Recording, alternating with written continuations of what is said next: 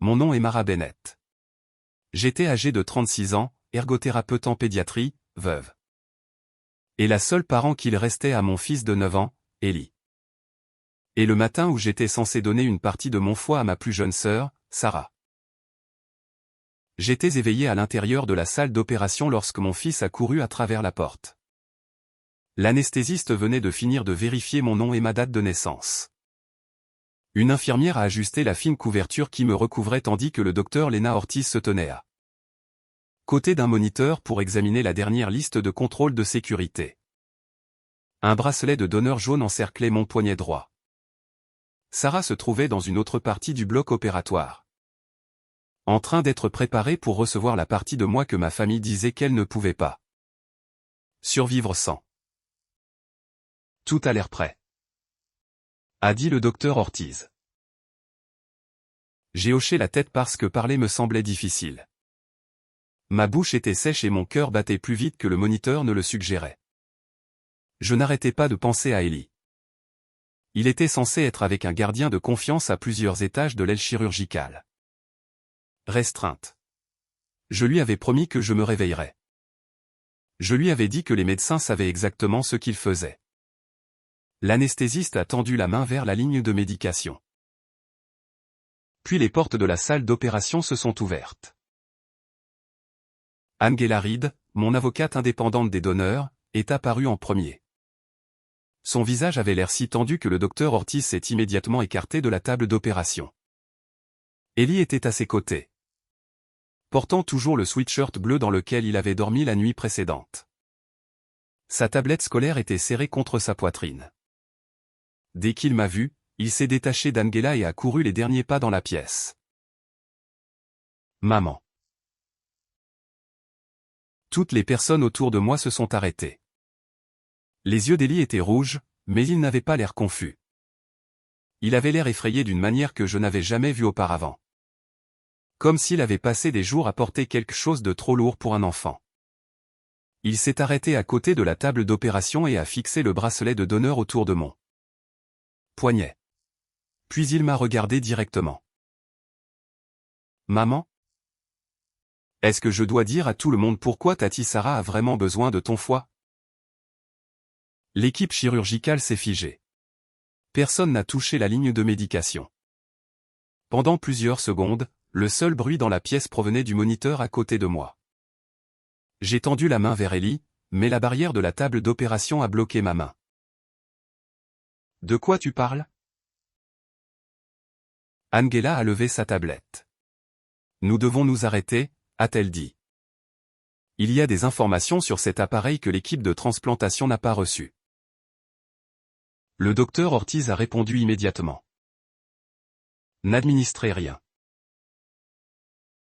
L'anesthésiste a retiré sa main.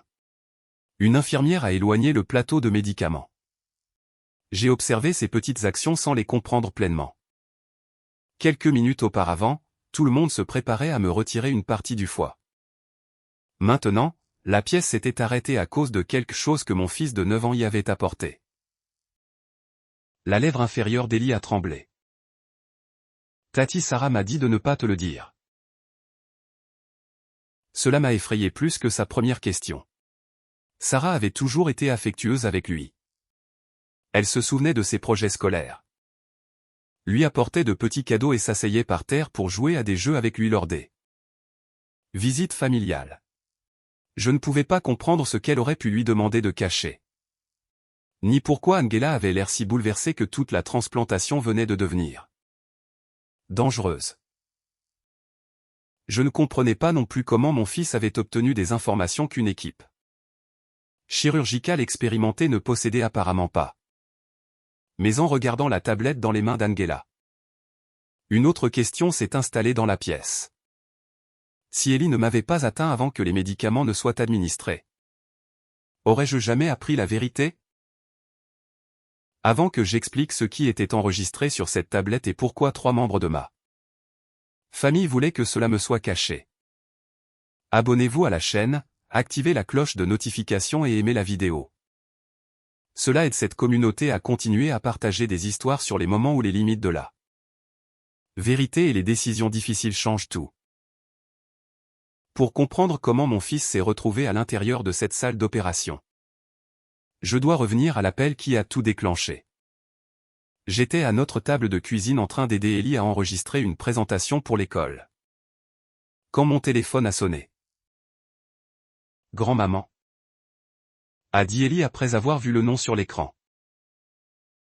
Ma mère appelait rarement pendant les heures de travail à moins d'avoir besoin de quelque chose. Réglé immédiatement. Elle préférait le groupe de discussion de la famille où chaque requête pouvait être témoignée par tout le reste. J'ai répondu, Mara. Sarah est à l'hôpital. Ma main s'est resserrée autour du téléphone. Qu'est-ce qui s'est passé? Ils disent que son foie est en train de lâcher. La pièce a semblé perdre son air. Sarah avait 32 ans. Elle avait été épuisée pendant plusieurs mois, mais chaque fois que je le lui demandais, elle blâmait son horaire de travail. Je n'avais jamais entendu personne suggérer qu'elle avait une condition potentiellement mortelle. Ellie a regardé mon visage changer. Tati, Sarah va bien? J'ai couvert le téléphone et je lui ai dit que j'avais besoin d'une minute. Ma mère a continué à parler. Elle a dit que les médecins de Sarah croyaient qu'une condition auto-immune imprévisible avait endommagé son foie. Elle l'a qualifié de cruel et inévitable. Puis elle m'a dit de venir à l'hôpital aussi vite que possible. J'ai arrangé pour que quelqu'un reste avec Ellie et j'y suis allé en voiture avec les mots de ma mère, qui se répétaient dans ma tête. Inévitable. Ce mot comptait pour moi. 5 ans plus tôt, mon mari était mort subitement. Et j'avais appris à quelle vitesse un matin ordinaire pouvait devenir la ligne de division entre une vie et une autre. Mes parents m'avaient aidé à survivre aux mois qui ont suivi. Ils ont récupéré Ellie de l'école quand je ne pouvais pas quitter le travail. Ils ont apporté des courses quand j'oubliais de manger. Ils s'asseyaient dans ma cuisine lorsque le silence devenait insupportable. J'avais porté le sentiment que je leur devais tout depuis. Quand je suis arrivé à l'étage de l'hôpital de Sarah, mes parents attendaient devant sa chambre. Ma mère, Diane Bennett, s'est levée dès qu'elle m'a vu. Elle avait passé plus de 30 ans comme directrice d'école. Et la retraite n'avait pas adouci l'autorité dans sa voix.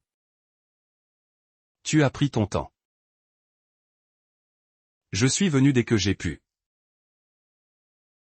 Mon père, Robert, était assis près de la fenêtre les mains jointes. Il m'a fait un petit signe de tête, mais n'a pas parlé. À quel point est-ce grave?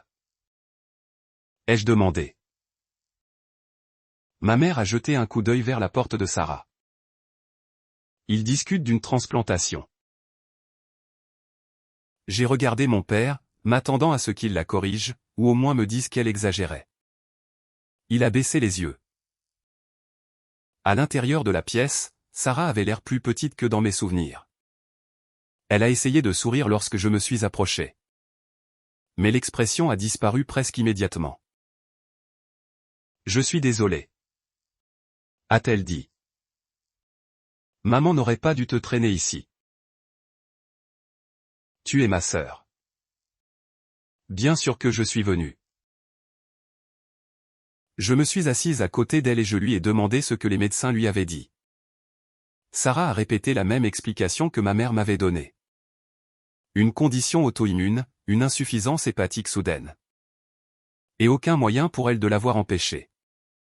Lorsque j'ai demandé comment s'appelait la condition, elle s'est tournée vers la fenêtre. Ils sont encore en train de tout comprendre. À l'époque, j'ai pris cette hésitation pour de la peur. Un membre de l'équipe de transplantation a expliqué plus tard que la condition de Sarah était assez grave pour une évaluation. La gestion médicale pouvait la soutenir temporairement. Mais la transplantation pouvait devenir nécessaire. Un donneur vivant pouvait réduire l'incertitude et l'attente impliquée. À condition qu'un volontaire en bonne santé soit compatible. Le clinicien a discuté du processus avec soin. Ma mère n'a entendu qu'une seule partie. Donneur vivant, a-t-elle répété après la fin de la consultation. Ses yeux se sont tournés vers moi. Quel est ton groupe sanguin? Tu connais déjà mon groupe sanguin. Toi et Sarah êtes toutes les deux au positif. Cela ne signifie pas automatiquement que je suis compatible.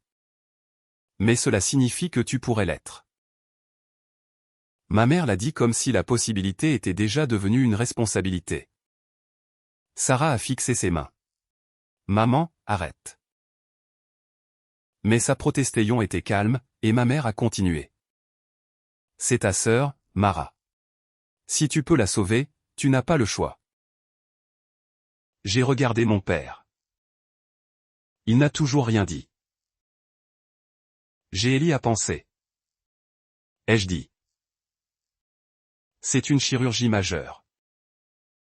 Et Sarah a sa vie à penser. La réponse de ma mère est venue sans hésitation. J'ai jeté un coup d'œil à Sarah. Attendant qu'elle dise à nos parents que mon corps n'était pas le leur à volontariser. Au lieu de cela, elle s'est mise à pleurer. Je me suis rapproché et j'ai tenu sa main parce que c'était ce que j'avais toujours fait. Sarah est devenue submergée. Ma mère a pris le contrôle. Mon père a disparu dans le silence et j'ai réparé tout ce qui restait. Au moment où j'ai quitté l'hôpital ce soir-là, personne ne m'avait officiellement demandé de faire un don. Ils avaient seulement clairement indiqué ce que refuser signifierait. Si Sarah mourait, ils appelleraient cela ma décision.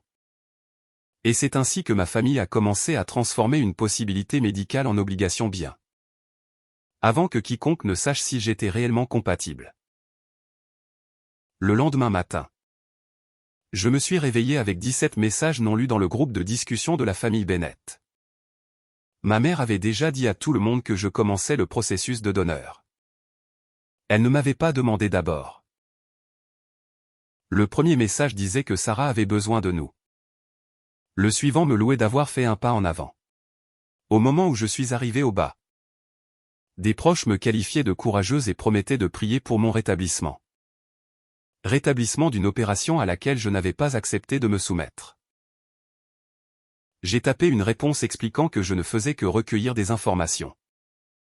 Mais avant de l'envoyer, un autre message est apparu de ma mère. Mara a toujours protégé sa petite sœur.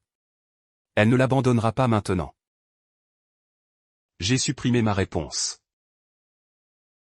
Au travail, je passais mes journées à aider les enfants à retrouver force et indépendance après des blessures ou des maladies graves. Je savais à quel point un événement médical pouvait remodeler tout un foyer. Savoir cela aurait dû me rendre plus prudente. Au lieu de cela, cela a fait paraître la situation de Sarah encore plus urgente. Un coordinateur de transplantation a appelé cet à midi-là. Il a expliqué que la compatibilité impliquait plus que de partager un groupe sanguin.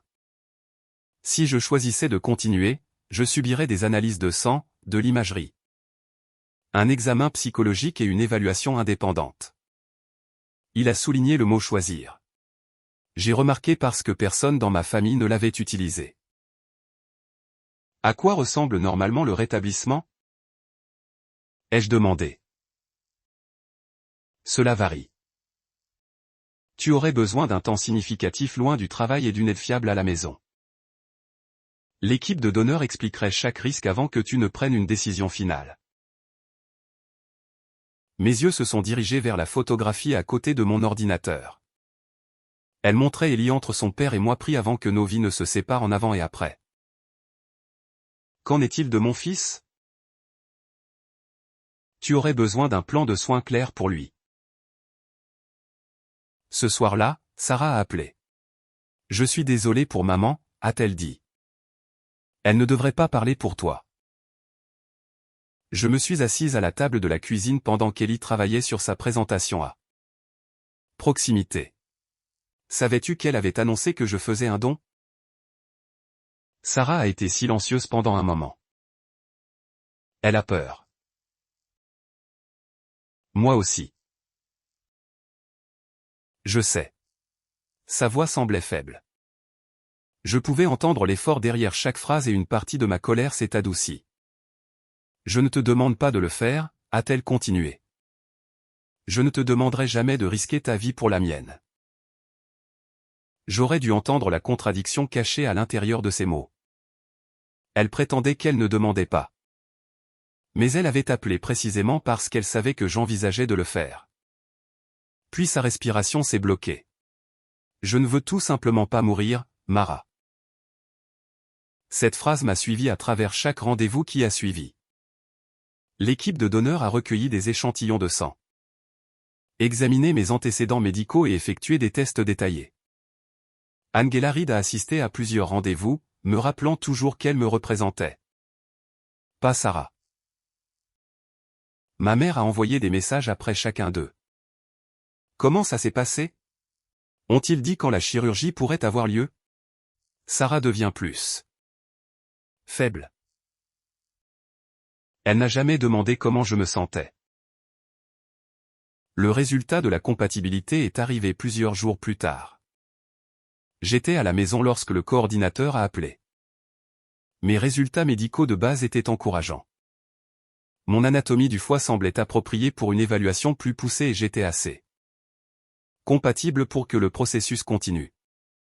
Le coordinateur a rappelé que ce n'était pas une approbation et certainement pas une obligation. Ma mère l'a traité comme les deux. Quelques minutes après avoir appris le résultat, elle a posté un autre message dans le groupe de famille. Dieu nous a exaucés. Mara est compatible. Mon téléphone a commencé à vibrer à travers la table. Ellie l'a fixé. Qu'est-ce que compatible signifie? Cela signifie que les médecins pensent que je pourrais être capable d'aider Tati Sarah. Comment? Je me suis assise à côté de lui et je lui ai expliqué que les médecins pouvaient enlever une partie du foie d'un adulte en bonne santé et le transplanter chez une autre personne. J'ai gardé mon langage simple et calme. Son visage s'est tout de même tendu. Est-ce qu'il devrait opérer? Oui. Est-ce que quelque chose pourrait mal tourner? J'aurais pu mentir. Au lieu de cela, je lui ai dit que chaque opération majeure impliquait un risque. Mais que les médecins ne m'approuveraient pas à moins de croire que j'étais en assez bonne santé. Ce n'est pas ce que j'ai demandé. Sa réponse m'a arrêté. Ellie n'avait que 9 ans. Mais le chagrin lui avait appris que les adultes remplaçaient parfois les réponses effrayantes par des réponses réconfortantes. J'ai pris sa main. Les médecins feront tout leur possible pour me garder en sécurité. Il a regardé vers la photographie de son père. Ce n'est pas la même chose que de dire que rien ne peut arriver. Non. Ai-je admis? Ça ne l'est pas. Mes parents nous ont invités chez eux ce week-end-là. Ma mère a appelé cela un dîner de famille, mais quand Ellie et moi sommes arrivés, il y avait un gâteau sur la table. Sur le dessus, quelqu'un avait écrit « Notre héros de famille ». Je me suis tenu dans l'encadrement de la porte, le fixant. Maman? C'est inapproprié. C'est de la gratitude, a-t-elle dit. Sarah a besoin de quelque chose d'espérant. Sarah était assise à la table. Elle avait l'air gênée, mais elle n'a pas demandé à ma mère d'enlever le gâteau. Mon père a versé des boissons pour les adultes et a évité de me regarder. Je n'ai pas été approuvé. Ai-je dit? Et je n'ai pas pris de décision finale. La pièce est devenue silencieuse. Ma mère a posé le couteau de service. Qu'est-ce qui reste exactement à décider? Ma santé? Les soins d'Ellie. Le temps loin du travail. Si je suis émotionnellement préparé. Tu es en bonne santé. Nous nous occuperons d'Ellie. Ton travail comprendra. Elle a répondu à chaque préoccupation comme si elle lui appartenait. Ellie s'est rapprochée de moi. Ma mère l'a remarqué. Tu devrais être fier de ta maman, lui a-t-elle dit. Elle va sauver ta tante. Ses doigts se sont resserrés autour des miens. C'est ma maman avant d'être la sœur de Tati Sarah. Personne ne lui a répondu. Sarah s'est finalement levée et s'est approchée de nous.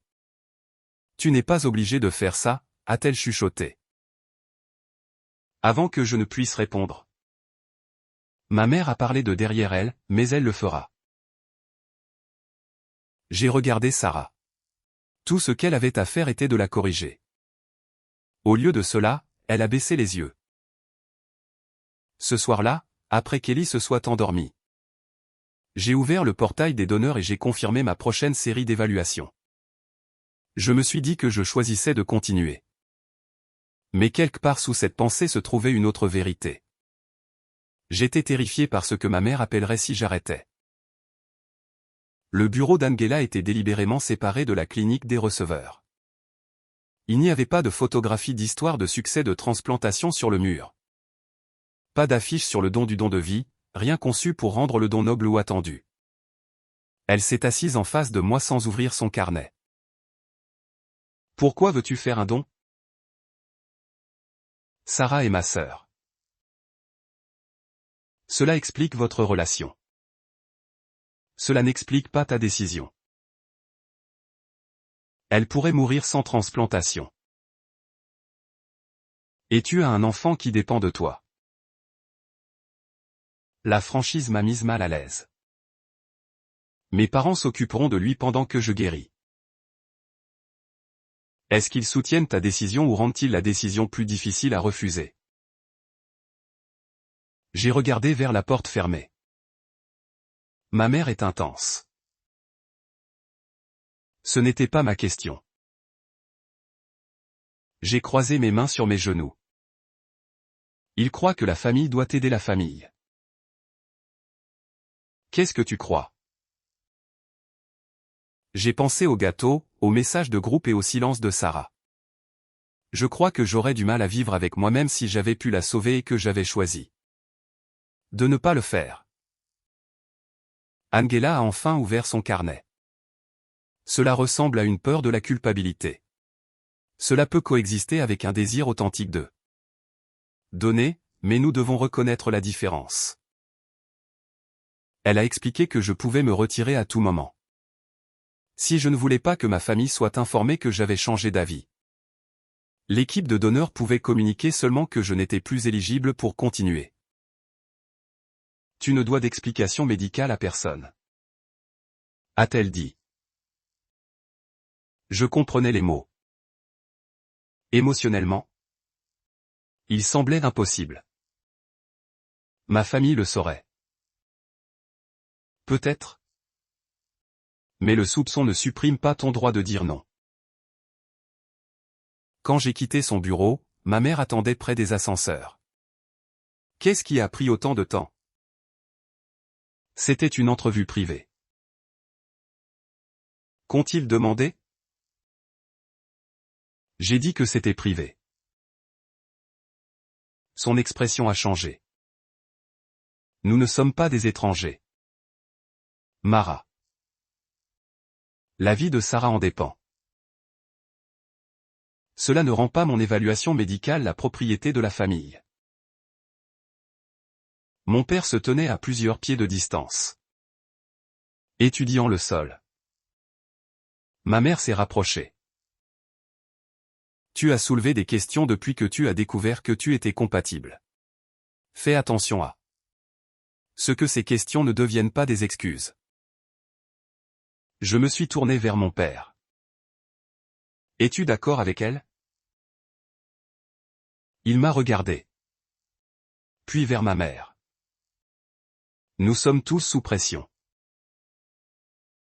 C'était le genre de phrase que mon père utilisait lorsqu'il voulait que la neutralité ressemble à la sagesse.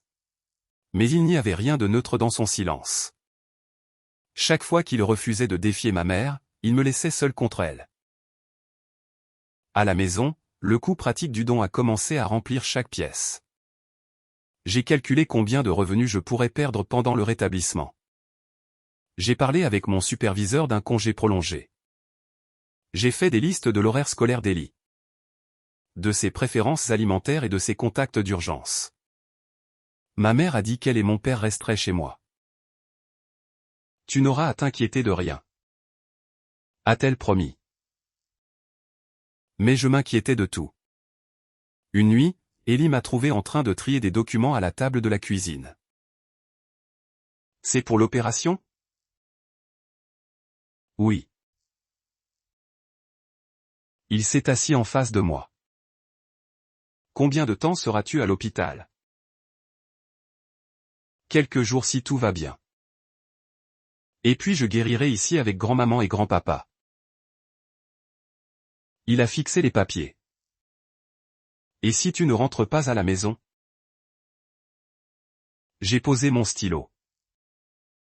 Ellie. Tout le monde n'arrête pas de parler de Tati Sarah qui meurt. Personne ne parle de toi. La phrase a atterri plus durement que tout ce que ma mère avait dit. Je me suis déplacé à côté de lui et j'ai enlacé ses épaules de mes bras. Je suis évalué par mes propres médecins. Leur seul travail est de me protéger. Alors pourquoi grand-maman se met en colère chaque fois que tu poses des questions? Je n'avais pas de réponse honnête qui ne l'effraierait pas davantage. Grand-maman a peur pour Tati Sarah. Alors elle ne pense pas à toi. Elle m'aime. Ce n'est pas ce que j'ai dit. Encore une fois, il avait séparé deux vérités que je continuais à forcer ensemble. Quelqu'un pouvait m'aimer et échouer quand même à me protéger. Plusieurs jours plus tard, mes parents ont organisé un autre rassemblement. Cette fois, il n'y avait pas de gâteau, mais tout le monde a traité l'opération comme inévitable. Ma mère avait créé un calendrier de rétablissement. Mon père avait calculé le temps de trajet entre l'hôpital, chez moi et l'école d'Ellie. Sarah était assise à la table en train d'écrire des cartes de remerciement. Une enveloppe portait mon nom. Tu n'avais pas besoin de faire ça. Ai-je dit. Je voulais que tu aies quelque chose avant la chirurgie. Avant que je ne sois approuvé. Ma mère a poussé un soupir impatient. S'il te plaît, arrête de dire ça. Les médecins n'ont trouvé aucune raison de te rejeter. Ce n'est pas la même chose que moi qui choisis. La pièce est devenue calme. Sarah a pressé l'enveloppe à plat contre la table. Mara, si tu ne veux pas le faire, dis-le. Sa voix semblait plus pointue que je ne m'y attendais. Je l'ai regardée. Tu comprendrais? Ses yeux se sont remplis de larmes. Je le devrais. Ce n'était pas une réponse.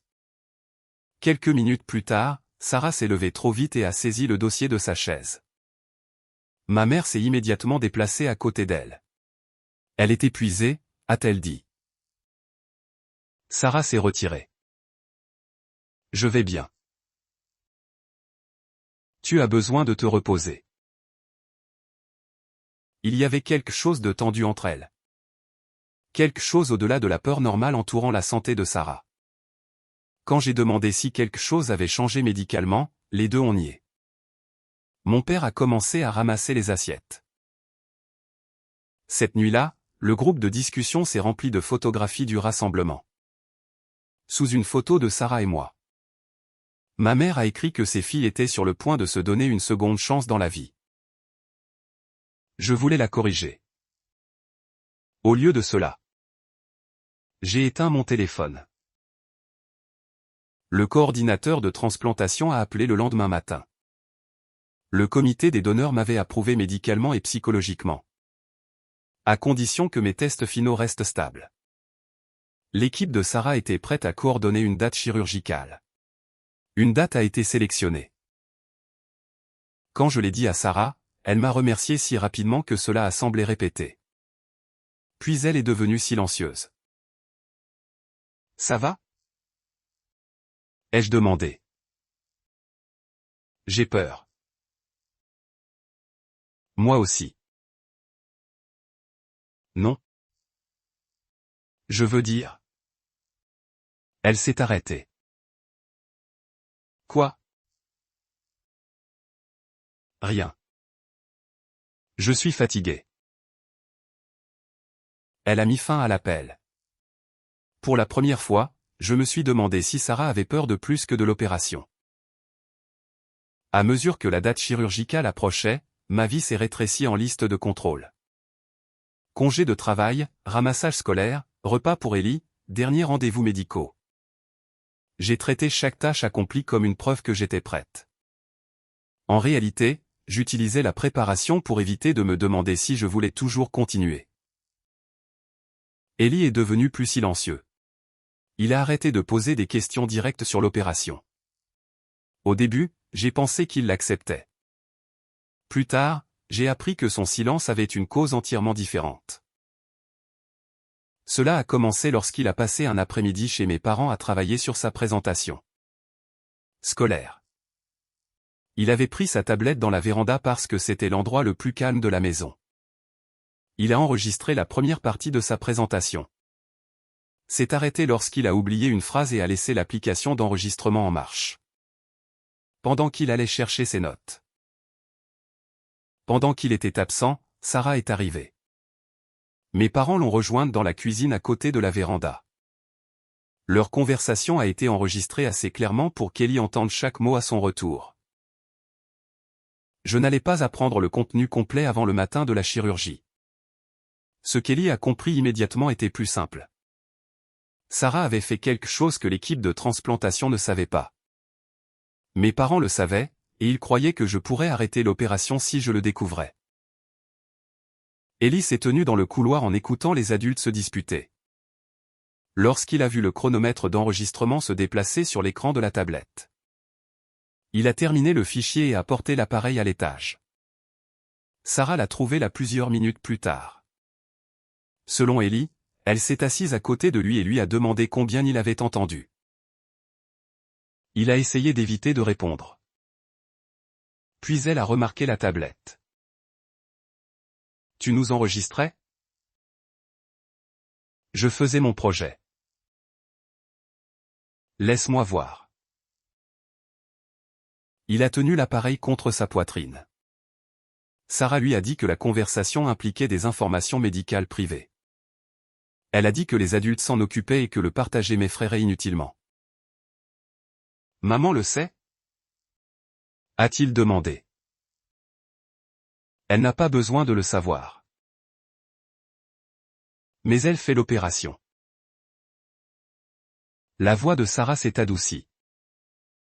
Si ta maman a peur et annule. Je pourrais mourir. C'était le fardeau qu'elle avait placé sur lui. Dire la vérité et risquer la vie de Sarah.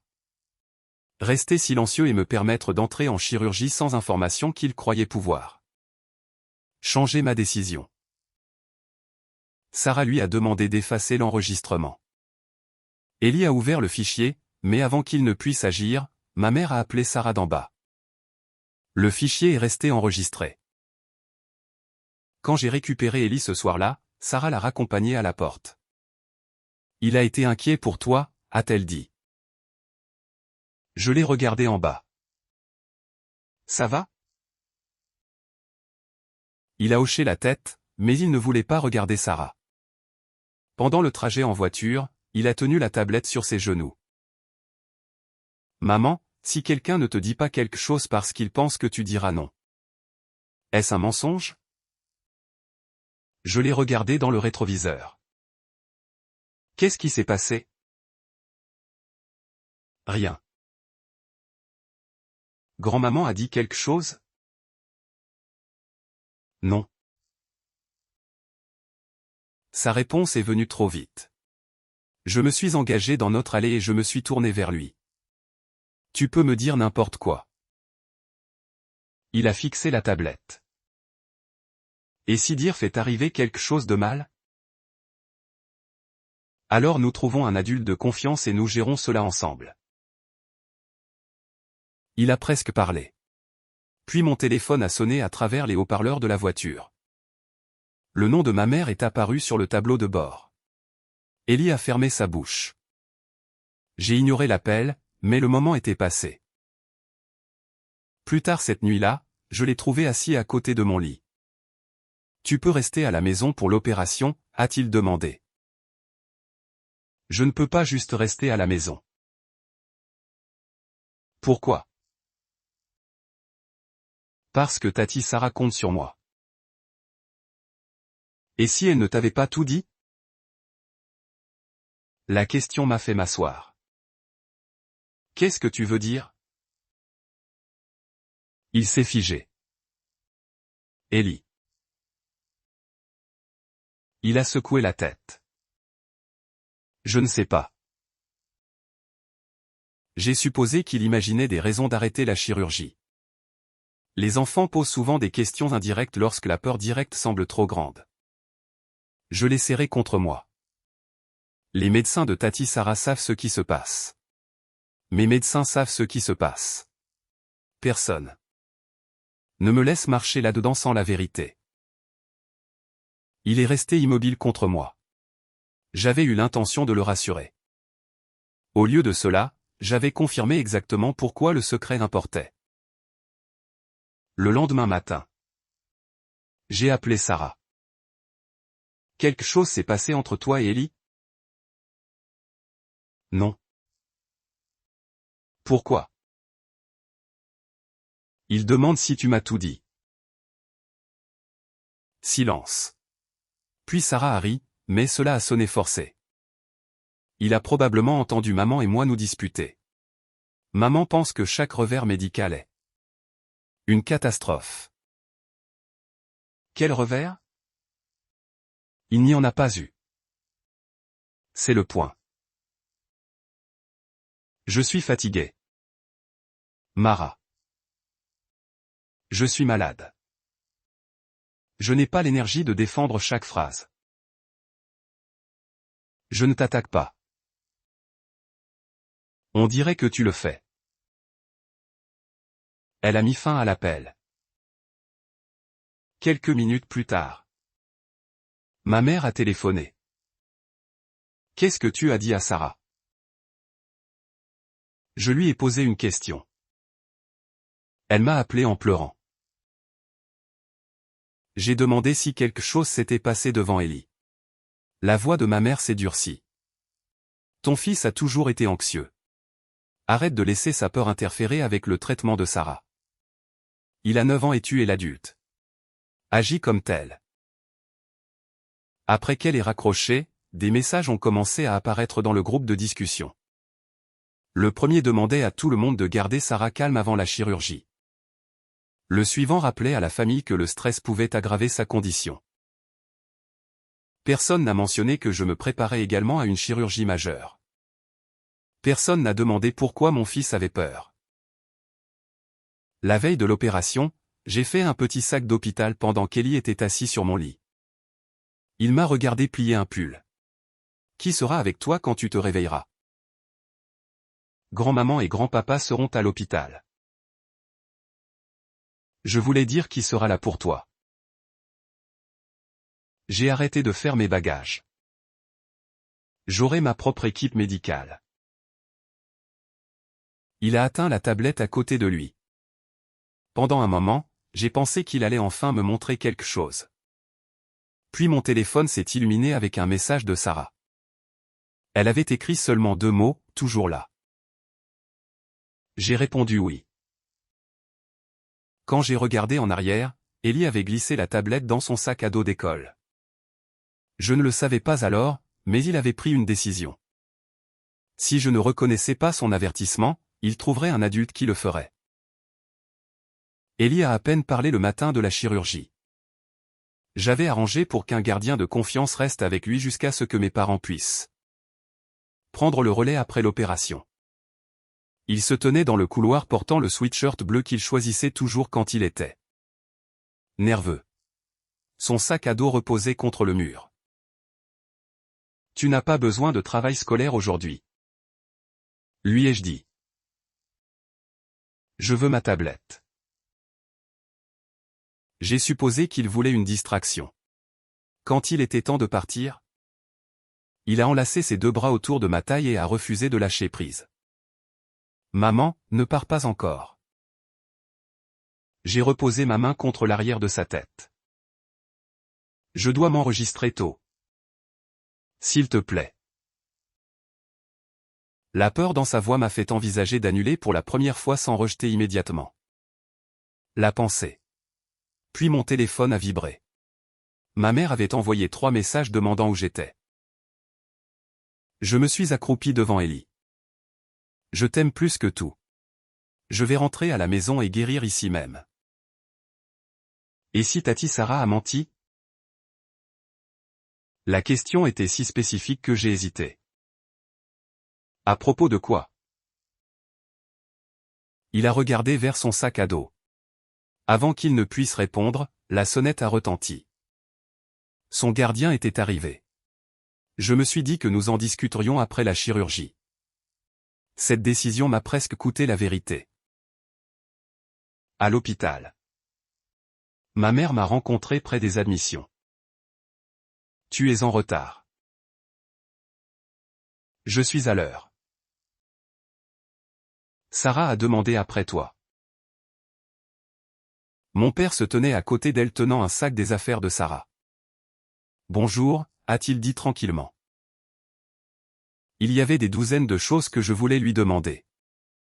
Au lieu de cela, je les ai suivis à l'étage. Sarah était déjà dans sa chambre préopératoire. Lorsque je suis entré, elle a atteint ma main. Tu es venu? Tu pensais que je ne le ferais pas? Non. Sa réponse est venue trop vite. Ma mère nous regardait depuis l'encadrement de la porte. L'emprise de Sarah s'est resserrée. Quoi qu'il arrive. Je t'aime. J'aurais dû trouver du réconfort dans ces mots. Au lieu de cela, ils ont sonné comme des excuses faites avant que la vérité ne soit connue. Une infirmière est arrivée pour m'accompagner à l'unité des donneurs. Ma mère a essayé de suivre, mais l'infirmière l'a arrêtée. L'équipe de donneurs prendra le relais à partir d'ici. Pour la première fois ce matin-là, j'ai eu l'impression de pouvoir respirer. Angela m'a rencontré dans une pièce privée. Elle a examiné mon consentement à nouveau et a placé le bracelet de donneur jaune autour de mon poignet. Ce n'est pas le moment où ton droit de te retirer disparaît, a-t-elle dit. Il n'y a pas un tel moment. J'ai fixé le bracelet. Tout le monde est prêt. J'ai demandé, qu'en est-il de toi? J'ai regardé vers la porte. Mon fils m'a supplié de ne pas venir. Pourquoi? Il a peur. Toi aussi? Oui. Veux-tu t'arrêter? Le mot est monté dans ma gorge. La voix de ma mère a semblé monter avec lui. Sarah pourrait mourir. La famille le saurait. La peur d'Ellie ne pouvait pas contrôler une décision d'adulte. J'ai pressé le bracelet à plat contre ma peau. Non. Je procède. Angela m'a observé pendant plusieurs secondes avant de signer le formulaire. Pendant que je changeais pour une chemise d'hôpital, Ellie a ouvert l'enregistrement pour son gardien. Il ne comprenait pas chaque référence médicale. Il comprenait les phrases m'impliquant. Son gardien a écouté assez longtemps pour reconnaître que l'information pouvait affecter ma décision. Plutôt que de l'interroger à plusieurs reprises ou d'appeler ma famille. Le gardien l'a amené directement à l'hôpital. À la réception, Ellie a demandé la personne dont le travail était de protéger sa mère. Le personnel a contacté Angela. D'ici là, j'étais en train d'être déplacé vers le bloc opératoire. Angela a rencontré Ellie et son gardien dans une salle de consultation. Ellie lui a tendu la tablette et lui a dit que Sarah lui avait ordonné d'effacer le fichier. Angela a écouté la première partie. Puis elle a arrêté l'enregistrement et a contacté le docteur Ortiz. La procédure ne pouvait pas continuer tant que l'information n'était pas évaluée. Je ne savais rien de tout cela. À l'intérieur de la salle d'opération, l'anesthésiste a confirmé mon identité. Le docteur Ortiz a examiné la liste de contrôle finale. Une infirmière a ajusté la couverture sur moi. Le bracelet jaune est resté autour de mon bras. J'ai pensé à Ellie. L'anesthésiste a tendu la main vers la ligne de médication. Puis les portes se sont ouvertes et mon fils a couru vers moi avec la question qui a tout arrêté. La pièce est restée silencieuse après qu'Ellie ait demandé s'il devait révéler pourquoi Sarah avait vraiment besoin de mon foie. Le docteur Ortiz a récupéré le premier. Rien ne doit être administré, a-t-elle dit. L'anesthésiste s'est éloigné immédiatement. Angela s'est approchée de la table. Mara. Nous avons reçu des informations qui nous obligent à suspendre la procédure de la part d'Ellie. Il a apporté un enregistrement. J'ai regardé mon fils. Tu as essayé de me le dire. Son visage s'est froissé. Je ne voulais pas que Tati Sarah meure.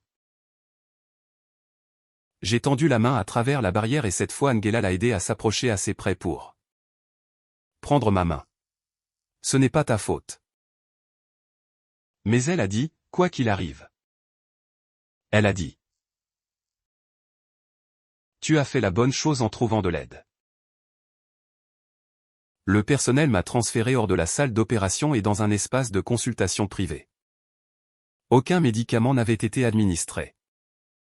L'opération s'était arrêtée avant que quoi que ce soit d'irréversible ne se produise. Angela est restée avec Ellie et moi pendant que le docteur Ortiz contactait l'équipe des receveurs et le personnel d'éthique de l'hôpital. Mes parents n'ont pas été autorisés à entrer dans la pièce. Sarah non plus. Angela a placé la tablette d'Ellie sur la table. Tu décides si nous écoutons maintenant, m'a-t-elle dit. J'ai regardé le fichier enregistré. Combien as-tu entendu? Assez pour savoir que l'équipe de receveurs peut ne pas avoir d'informations actuelles et que tu as peut-être été intentionnellement induite en erreur. Mes mains ont commencé à trembler. Lis-le. L'enregistrement a ouvert avec plusieurs secondes de bruit domestique distant. Puis la voix de Sarah est devenue claire. Elle semblait effrayée. J'ai recommencé à boire après qu'ils aient planifié la chirurgie. Ma mère a répondu immédiatement. Tu as eu un revers. Cela n'efface pas tout. Ce n'était pas une seule fois. La voix de mon père est entrée ensuite. L'équipe de transplantation doit le savoir. Et faire suspendre l'opération, a demandé ma mère. Elle ne survivra peut-être pas à un autre délai. Sarah a commencé à pleurer. Mara pense que c'est auto-immun. Elle n'a pas besoin des détails. Ma mère a répondu. Si elle découvre que la maladie du foie était liée à l'alcool et que tu as fait une rechute, elle s'en ira. Mon père a parlé à nouveau. Nous lui demandons de subir une chirurgie majeure. Nous lui demandons de sauver sa sœur. Puis est venue la phrase qui a supprimé tout doute restant. Ma mère a dit qu'ils avaient seulement besoin de me garder calme jusqu'à ce que l'opération soit terminée. Angela a arrêté l'enregistrement. La pièce semblait plus petite. Ellie s'est rapprochée de moi, mais je ne pouvais pas parler. La maladie de Sarah était réelle. Sa peur était réelle. La dépendance était une maladie, pas un verdict sur le fait que quelqu'un méritait des soins. Mais ma famille avait décidé que ces vérités leur donnaient la permission de me mentir. Ils m'avaient permis de croire que l'insuffisance hépatique de Sarah provenait d'une condition auto-immune imprévisible. Ils avaient caché sa rechute à la fois de moi et de l'équipe médicale parce qu'ils craignaient que je ne reconsidère. Ils n'avaient pas voulu de mon consentement. Ils avaient voulu de ma conformité. Le docteur Ortiz est revenu avec un médecin de l'équipe de Sarah. Le médecin s'est assis en face de moi. Je dois clarifier une distinction importante, a-t-elle dit. Les informations médicales sous-jacentes de Sarah sont protégées. Son équipe connaissait la cause originale de sa maladie du foie. Mais nous ne pouvions pas partager des détails privés avec vous sans son autorisation. Donc l'hôpital savait que ce n'était pas auto-immun. Ces cliniciens traitants connaissaient le diagnostic documenté. Votre équipe de donneurs était responsable d'expliquer vos risques et de confirmer le consentement volontaire. Mais cela ne leur a pas donné un accès sans restriction à son historique confidentiel. Et la rechute? Cette information ne nous a pas été divulguée. Cela nécessite une réévaluation immédiate. Cela aurait-il arrêté la transplantation? Cela arrête la procédure d'aujourd'hui. Ce qui se passe après dépend d'une revue médicale et psychosociale complète. Il ne s'agit pas de déclarer Sarah indigne. Il s'agit de la sécurité actuelle, d'informations exactes, de l'adhésion au traitement et de l'intégrité de votre consentement. J'ai apprécié l'explication prudente. Cela n'a pas diminué la trahison. Angela a demandé si je voulais qu'Ellie soit emmenée quelque part de plus confortable. J'ai secoué la tête. Il reste avec moi. Un représentant de l'hôpital l'a interrogé doucement avec son gardien présent. Personne ne lui a demandé de défendre pourquoi il avait enregistré la conversation. Le fichier avait commencé comme un projet scolaire. Ce qui importait, c'est que des adultes avaient essayé de lui faire cacher des informations pertinentes pour ma sécurité. Sarah a été interrogée séparément. Au début, ma mère a insisté sur le fait que l'enregistrement avait été mal compris. Elle a exigé l'accès à moi et a accusé l'hôpital de permettre à un enfant effrayé de perturber une opération vitale. Angela a refusé de la laisser entrer. Mon père a finalement demandé à parler au personnel d'éthique seul. Il a confirmé la conversation. Il a admis que la rechute de Sarah avait continué après que la date chirurgicale ait été planifiée. Il a admis que ma mère avait décidé que je ne pouvais pas être informé. Il a également admis qu'il était resté silencieux parce qu'il craignait que Sarah ne meure si la procédure était retardée. Lorsque le docteur Ortiz a relayé sa déclaration, quelque chose en moi s'est calmé. Mon père savait. Chaque fois que je cherchais son soutien, il avait baissé les yeux parce qu'il comprenait déjà ce que ma mère cachait. Sarah a également admis la vérité. Elle a dit à son équipe qu'elle avait eu peur de perdre l'approbation de la transplantation. Peur de me perdre comme donneuse. Et honte de la maladie que tout le monde dans notre famille l'avait aidé à cacher. Sa peur expliquait ses actions. Elle ne les effaçait pas. Angela a placé un formulaire de retrait devant moi. Tu n'as pas à décider pendant que tu es en état de choc. J'ai déjà décidé. Ma voix semblait peu familière. Calme d'une manière que je n'avais jamais gérée avec ma famille. J'ai regardé le bracelet de donneur. Pendant des semaines. Tout le monde l'avait traité comme une preuve que mon corps appartenait à l'urgence qu'ils avaient créée autour de Sarah. J'ai tendu mon poignet. S'il vous plaît, enlevez ceci. Une infirmière a coupé le bracelet et l'a placé dans le conteneur d'élimination clinique. Puis j'ai signé le formulaire. Je retire mon consentement. Je ne serai pas la donneuse de Sarah. Personne n'a argumenté. Personne n'a exigé d'explication. Personne ne m'a dit que je n'avais pas le choix. L'hôpital a accepté ma décision parce qu'elle avait toujours été la mienne à prendre. L'opération de Sarah a été annulée, mais ses soins médicaux ne se sont pas arrêtés. Son plan de transplantation a été suspendu pendant que son équipe réévaluait sa condition, son adhésion au traitement et son système de soutien. Elle est restée sous surveillance médicale et est entrée plus tard dans un programme de rétablissement structuré. Personne n'a promis une autre transplantation. Personne n'a déclaré qu'elle n'en recevrait jamais une. Son avenir dépendait de sa santé, de son honnêteté et des décisions prises par des professionnels qui ne comptaient plus sur des informations contrôlées par notre famille. Mes parents attendaient quand Ellie et moi avons quitté l'unité des donneurs. Ma mère s'est avancée vers nous. Tu ne peux pas faire ça. Angela s'est interposée entre nous. La donneuse s'est retirée. Sa décision est finale. Ma mère a regardé au-delà d'elle vers moi. Sarah pourrait mourir. Je sais. Et tu t'en vas. Je quitte un hôpital où vous avez essayé de m'envoyer en chirurgie sans la vérité. Nous te protégions. Non. Vous protégiez le résultat que vous vouliez. Son attention s'est déplacée vers Ellie. C'est arrivé parce qu'un enfant a mal compris une conversation d'adulte.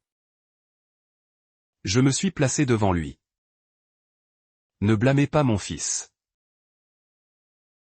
Il n'avait pas à nous enregistrer. C'était un projet scolaire. Vous n'aviez pas à le rendre responsable de votre secret. Mon père se tenait derrière elle, pas les silencieux. Cette fois, je ne lui ai pas demandé de parler. Son silence avait déjà tout dit. La voix de ma mère s'est adoucie. Mara. S'il te plaît. Nous pouvons en discuter en famille. C'est devenu une discussion de famille quand vous avez décidé que mon consentement ne nécessitait pas la vérité. J'ai pris la main d'Ellie et je suis parti. À la maison. La première chose que j'ai faite a été de me retirer du groupe de discussion de la famille Bennett. Ma mère m'a rajouté. Je suis reparti. Quand elle a essayé une troisième fois, j'ai bloqué complètement le groupe. Pendant des années. Ce chalut avait permis de convertir une pression privée en obligation publique. Partir semblait étrangement insignifiant au début. Un tapotement sur un écran. Puis le silence est arrivé. Pas de demande, pas de proches louant des sacrifices que je n'avais pas choisis. Pas d'annonce écrite en mon nom, seulement Ellie assis à côté de moi sur le canapé. Tati Sarah va mourir à cause de moi. Je me suis tourné vers lui. Non. Mais l'opération s'est arrêtée parce que j'ai dit. L'opération s'est arrêtée parce que des adultes ont caché des informations importantes. Tu as donné aux médecins la vérité dont ils avaient besoin. Elle a dit, si tu le dis. Elle n'aurait jamais dû te dire ça. Ses yeux se sont remplis. Tu es en colère contre elle? Oui. Tu l'aimes encore? Oui. Il a froncé les sourcils comme si les deux réponses ne devaient pas aller ensemble. L'aimer ne rend pas la malhonnêteté sûre, lui ai-je dit. Et être en colère ne signifie pas que je veux qu'il arrive quelque chose de mal. Tu es en colère contre moi? Je l'ai serré dans mes bras. Jamais pour m'avoir dit la vérité. Dans les semaines qui ont suivi, Ellie a rencontré un conseiller expérimenté pour aider les enfants qui avaient porté des secrets d'adultes inappropriés. Lentement, il a cessé de demander si la condition de Sarah était de sa faute. J'ai également commencé à rencontrer quelqu'un. Pendant des années. J'avais cru que l'aide de ma famille après la mort de mon mari créait une dette que je ne pourrais jamais finir de rembourser. J'avais permis à la gratitude de devenir de l'obéissance. La crise du don m'a forcé à examiner cette croyance. Mes parents m'avaient soutenu pendant la pire période de ma vie. Ce soutien avait compté. Ils n'achetaient toujours pas une autorité permanente sur mes décisions. Mon père m'a contacté le premier. Il a demandé à se rencontrer sans ma mère. J'ai accepté une brève conversation dans un lieu public pendant qu'Ellie restait avec son gardien. Robert avait l'air plus âgé qu'à l'hôpital. J'aurais dû te le dire, a-t-il dit. Oui. Je n'arrêtais pas de penser que nous traverserions la chirurgie, que Sarah guérirait. Et qu'ensuite rien de tout cela ne compterait. Cela aurait compté pour moi. Je le sais maintenant. Tu le savais alors. C'est pour ça que tu ne voulais pas me regarder. Il n'a pas nié. Il a expliqué que Diane avait découvert la rechute de Sarah peu de temps après que la chirurgie ait été planifiée. Sarah l'avait supplié de ne pas le dire à l'équipe de transplantation. Diane s'était persuadée que la divulgation mettrait automatiquement fin à la chance de survie de Sarah. Et tu as suivi. Ai-je dit. Je leur ai dit que ça avait tort. Mais tu n'as rien fait. Il a hoché la tête. C'était la première réponse honnête qu'il m'avait donnée. J'ai fait une déclaration complète à l'hôpital. A-t-il dit. Je coopère avec leur révision. Cela ne répare pas ce qui s'est passé. Je sais. J'ai permis un contact limité après cela. Mais je n'ai pas restauré la confiance simplement parce qu'il s'était excusé. Il avait passé des années à utiliser la passivité pour éviter la responsabilité. La réparation nécessitait plus que des regrets après l'exposition. Ma mère a choisi un chemin différent. Elle a envoyé des messages par l'intermédiaire de proches insistant sur le fait que l'hôpital avait surréagi et que j'avais abandonné Sarah lors d'une crise médicale. Elle n'a jamais reconnu avoir menti sur la cause de la maladie de Sarah. Elle n'a jamais présenté d'excuses pour avoir fait pression sur Ellie. J'ai cessé de recevoir les messages après avoir dit à tout le monde que quiconque portant des accusations de sa part perdrait également contact avec moi. Pour la première fois. La version des faits de ma mère ne pouvait pas m'atteindre à moins que je ne le permette. Sarah a écrit plusieurs semaines après son entrée en traitement. Sa lettre ne contenait aucune demande de pardon. Elle a admis que sa maladie du foie était associée à l'alcool. Elle a admis qu'elle avait recommencé à boire après avoir convaincu tout le monde, y compris elle-même, que le problème était sous contrôle. Elle a admis qu'elle avait permis à notre mère de me présenter la maladie comme une condition auto-immune inévitable parce que la vérité la faisait se sentir honteuse. Elle a également reconnu ce qu'elle avait fait à Ellie. J'ai fait croire à un enfant que ma survie dépendait de son silence, a-t-elle écrit. Il n'y a pas d'excuse pour cela. J'ai lu la lettre 2 fois. Puis je l'ai placée à côté de ma copie du document de retrait de don. Je ne l'ai pas visité. Je n'ai pas promis de réconciliation. J'ai envoyé une seule réponse par l'intermédiaire de son conseiller de traitement. J'espère que tu guériras. Je ne suis pas disponible comme donneuse. Toute relation future nécessitera une honnêteté soutenue et le respect de la sécurité d'Ellie. Sarah a accepté ces conditions. Si elle pouvait les remplir restait incertain. Les mois ont passé. Mon père a maintenu un contact limité et a respecté chaque frontière que j'ai établie. Ma mère ne l'a pas fait. Elle est restée en dehors de nos vies. Sarah a continué le traitement pendant que son équipe médicale évaluait quelles options pourraient éventuellement rester disponibles. Il n'y a pas eu de renversement miraculeux ni de punition simple. Sa maladie est restée grave. Le rétablissement est resté difficile. Mais elle était enfin traitée sans utiliser mon corps comme raccourci autour de la vérité. Un soir, Ellie est retournée à la table de la cuisine avec sa tablette scolaire. La présentation qu'il enregistrait lorsque ma mère avait appelé pour la première fois n'avait jamais été correctement complétée. Le deuxième enregistrement de la maison de mes parents lui avait fait éviter l'appareil pendant des semaines. Tu veux t'asseoir avec moi ? A-t-il demandé. Bien sûr. Il a ouvert un nouveau fichier. Avant de commencer. Il m'a regardé. Et si je fais une erreur ? Alors tu recommences la phrase. Et si ça ne sonne pas parfait ? Ça doit juste sonner comme toi. Il a appuyé sur le bouton d'enregistrement. Cette fois, aucune voix d'adulte ne l'a interrompu. Aucune conversation cachée n'est entrée en arrière-plan. Personne ne lui a demandé d'effacer ce qu'il avait entendu ou de rester silencieux pour protéger la famille. Je me suis assise à côté de lui et j'ai écouté. Quand il s'est arrêté, je n'ai pas terminé sa phrase. Quand il s'est corrigé, je ne lui ai pas dit comment il aurait dû le dire. Je l'ai laissé trouver ses propres mots à son propre rythme. Pendant la majeure partie de ma vie, j'avais cru que l'amour était prouvé par la quantité de soi que l'on abandonnait. Mon fils m'a appris quelque chose de différent. L'amour pouvait aussi être la personne qui disait la vérité avant qu'il ne soit trop tard.